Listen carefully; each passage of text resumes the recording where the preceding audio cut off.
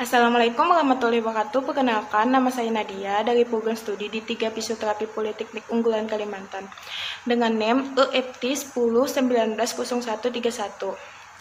Tujuan pembuatan video ini untuk memenuhi tugas akhir semester komunikasi profesional. Di video kali ini, saya akan membahas tentang penyakit jantung koroner, penyebab, gejala, dan cara menghindarinya, serta peran fisioterapi pada penyakit jantung. Mau tahu videonya seperti apa? Ikutin video kali ini ya. Terima kasih. Penyakit jantung koroner atau biasa disebut dengan PJK adalah kondisi ketika pembuluh darah jantung atau arteri koroner tersumbat oleh timbunan lemak. Bila lemak makin menumpuk, maka arteri akan makin menyempit dan membuat aliran darah ke jantung berkurang. Berkurangnya aliran darah ke jantung akan memicu gejala PJK, seperti angina dan sesak napas. Bila kondisi tersebut tidak segera ditangani, arteri akan tersumbat sepenuhnya dan memicu serangan jantung. Berdasarkan data WHO, penyakit jantung koroner merupakan salah satu penyebab kematian tertinggi di dunia. Pada tahun 2015 saja, tercatat lebih dari 7 juta orang meninggal karena PJK. Sedangkan di Indonesia sendiri, lebih dari 2 juta orang terkena PJK di tahun 2013. Dari jumlah tersebut, PJK lebih sering terjadi pada rentang usia 45-54 tahun. Penyebab penyakit jantung koroner ada banyak. Meski begitu, penelitian telah menunjukkan bahwa tekanan darah tinggi, kolesterol, diabetes, kegemukan, dan kebiasaan merokok, serta peradangan pada pembuluh darah merupakan faktor utama yang melukai dinding arteri, sehingga menyebabkan PJK. Saat arteri rusak, plak akan lebih mudah menempel pada arteri dan lambat laun menebal. Penyempitan pembuluh darah kemudian akan menghambat aliran darah yang kaya oksigen ke jantung.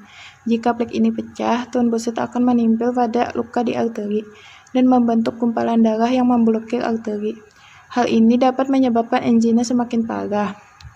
Ketika bekuan cukup besar, maka arteri akan tertekan dan menyebabkan infark miokard atau kematian otot jantung.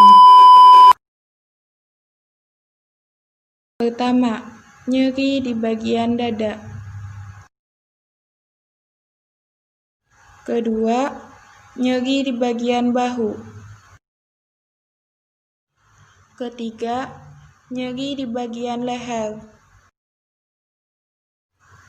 Keempat, nyeri di bagian rahang bawah. Kelima, nyeri di bagian punggung. Keenam, sesak napas.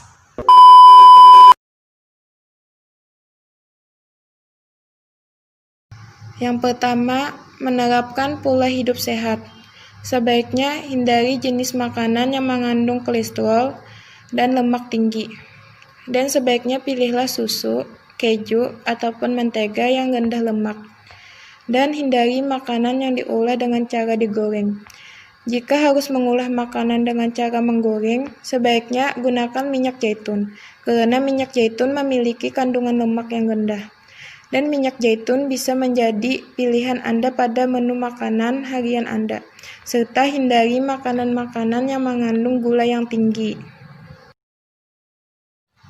Yang kedua, berhenti merokok.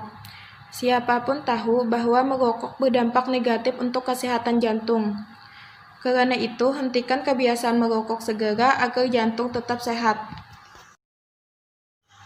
3. Hindari stres. Saat seseorang mengalami stres, otak memerintahkan tubuh untuk mengeluarkan hormon kortisol untuk mengatasinya. Tapi jika hormon ini diproduksi berlebihan, dapat menyebabkan pembuluh darah menjadi kaku. Hormon norepinefrin juga akan diproduksi oleh tubuh untuk mengatasi stres. Tapi jika diproduksi berlebihan dapat mengakibatkan tekanan darah meningkat. Keempat, penyakit hipertensi. Tekanan darah tinggi juga dapat menjadi penyebab penyakit jantung, sebab tekanan darah yang berlebihan dapat melukai dinding arteri dan memungkinkan kolesterol LDL memasuki arteri dan berakibat pada meningkatnya timbunan plak. 5. Obesitas atau kegemukan. penyakit jantung koroner, dan pengobatannya dengan menghindari obesitas. Kelebihan dari berat badan atau obesitas yang bisa meningkatkan terjadinya risiko tekanan darah tinggi dan juga masalah ketidaknormalan lemak. Dan menghindari atau juga mengobati obesitas serta kegemukan merupakan salah satu cara yang paling utama dalam mencegah penyakit diabetes. Penyakit diabetes yang bisa meningkatkan risiko penyakit jantung koroner dan bisa meningkatkan suatu risiko pada terjadinya serangan jantung. 6. Olahraga teratur. Lakukan olahraga kardio seperti jogging, berjalan kaki, renang, ataupun bersepeda. Jenis olahraga tersebut dapat menguatkan kerja otot jantung dan melancarkan peredaran darah ke seluruh tubuh. Peran fisioterapi pada penyakit jantung. Sebelumnya, apa sih itu fisioterapi?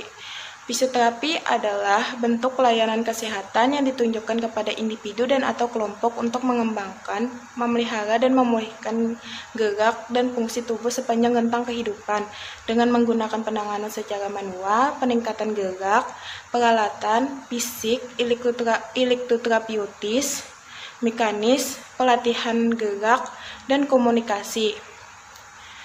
Jadi peran fisioterapi pada penyakit jantung untuk mengurangi risiko pada penyakit jantung dengan memberikan program latihan seperti aerobik dan resistance exercise dengan dosis tertentu, seperti frekuensinya berapa, intensitasnya berapa, durasinya berapa, dan model latihannya bagaimana. Dan itulah peran fisioterapi pada penyakit jantung. Itulah video singkat tentang penyakit jantung koroner dan peran fisioterapi pada penyakit jantung. Semoga bisa menambah wawasan kalian semua. Wassalamualaikum warahmatullahi wabarakatuh.